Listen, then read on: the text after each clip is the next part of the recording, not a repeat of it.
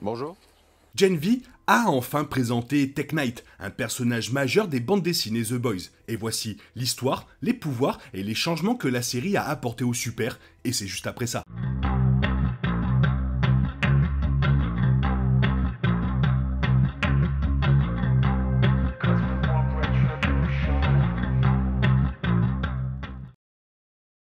L'univers de The Boys est très peuplé, avec toutes sortes de super remplissant chaque recoin des 3 saisons ainsi que des 2 émissions dérivées. Cependant, l'introduction de Tek Knight est l'un des plus grands débuts en matière de super depuis longtemps. Tek Knight jouera sans aucun doute un rôle majeur dans le reste de Gen V et pourrait même apparaître dans la saison 4 de The Boys.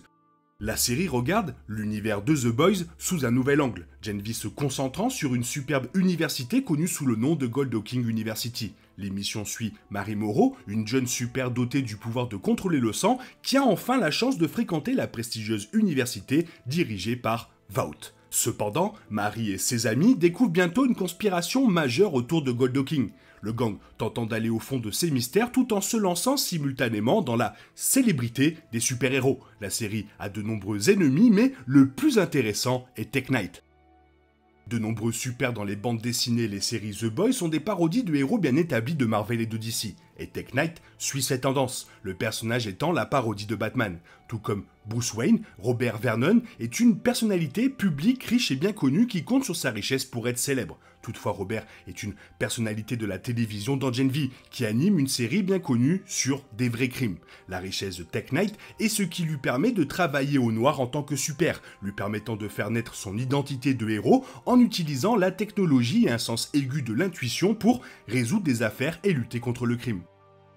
Tek Knight est un ennemi incroyablement dangereux dans les bandes dessinées et les séries télévisées The Boys, mais ses capacités varient considérablement entre les deux incarnations. Dans les bandes dessinées, Tek Knight n'a en réalité aucun pouvoir. Robert Vernon est juste un gars normal, sa richesse étant ce qui lui permet d'assumer le rôle de Tek Knight. La combinaison Tek Knight est une arme incroyablement puissante, équipée de toutes sortes de gadgets qui augmentent la force, la vitesse et la durabilité de celui-ci. Il permet également à Tek Knight de voler et d'émettre des impulsions EMP, assommant l'électronique environnante. Le costume de Tek Knight est en fait plus conforme à celui d'Iron Man qu'à celui de Batman, le costume du personnage étant en fait un mélange des deux. Gen V a apporté des changements majeurs à Tek Knight, notamment en donnant des pouvoirs à Robert Vernon. L'incarnation du personnage sur Amazon Prime Video a des sens accrus qui lui permettent de détecter toutes sortes d'indices presque imperceptibles, le faisant ressembler un peu à Daredevil ou à un mentaliste. Tek Knight peut entendre quand le rythme cardiaque d'une personne augmente, il peut voir quand ses pupilles se dilatent, et il peut même dire si quelqu'un a commis des actes sexuels en sentant son haleine. Il est également sous-entendu qu'il a une force accrue, et tous ses pouvoirs viennent sans même avoir vu l'armure Tek Knight en live action. Bien que Tek Knight semble être un personnage bien connu dans l'univers de Gen V, la série a déjà expliqué pourquoi le personnage n'était jamais apparu dans The Boys auparavant. Dans l'épisode 4, André accuse Robert Vernon de ne pas être un véritable héros, ce qui implique que Tek Knight n'a pas encore fait de travail en tant que super. Au lieu de cela, il semble que Tek Knight préfère être une personnalité de la télévision dans Gen V, s'en tenant à sa série de vrais crimes plutôt que de lutter réellement contre le crime. Cependant, Tek Knight continue de promouvoir la propagande de Vought, car ses émissions sont réalisées pour le service de streaming de la société. Ce n'est peut-être pas un super-héros, mais c'est quand même une personnalité publique. Bien que Tek Knight ne soit peut-être pas au même niveau que des personnages comme le Protecteur et Stormfront, Tek Knight est définitivement toujours un méchant dans l'univers des Boys. Cela est principalement dû à l'alignement de Tek Knight avec Vought. Bien que le personnage ne se rende apparemment à Gold Hawking que pour enquêter sur le mystère de sa série télévisée, il est sous-entendu qu'il a été envoyé par Vought pour donner une tournure à l'histoire afin que la société ressorte sous un jour positif. Le rôle de Tek Knight est que Gen V dépeint le personnage comme le nettoyeur de Vought, avec ses conversations avec la doyenne et d'autres personnages montrant qu'il essaie de garder secret les secrets de Vought. La personnalité de Tek Knight a elle seule fait de lui un méchant, car c'est une célébrité vaniteuse et égoïste qui ne se soucie que de lui-même. Le personnage semble prendre un plaisir sadique à interroger Mary devant ses camarades de classe, démontrant ainsi qu'il ne se soucie pas des sentiments des autres. Tek Knight ne montre jamais un seul regret pour ce qu'il fait, valsant fièrement dans les couloirs de l'université sans se soucier du monde. Et finalement, l'une des révélations les plus étranges de Tek Knight dans l'épisode 4 est son étrange obsession pour les trous. Dans l'épisode, la doyenne révèle que Tek Knight est obsédé par l'idée de coller son pénis dans tout objet inanimé comportant un trou, et elle affiche des vidéos de lui en train d'accomplir des actes sexuels avec des objets comme des cônes de signalisation et des aspirateurs. Cette version de l'obsession sexuelle controversée de Tek Knight est un peu atténuée par rapport aux bandes dessinées, où il veut simplement, coucher avec tout ce qui traîne. Cependant, les deux incarnations de Tek Knight révèlent que cette étrange habitude est causée par une tumeur au cerveau, ce que la doyenne souligne rapidement dans l'épisode 4.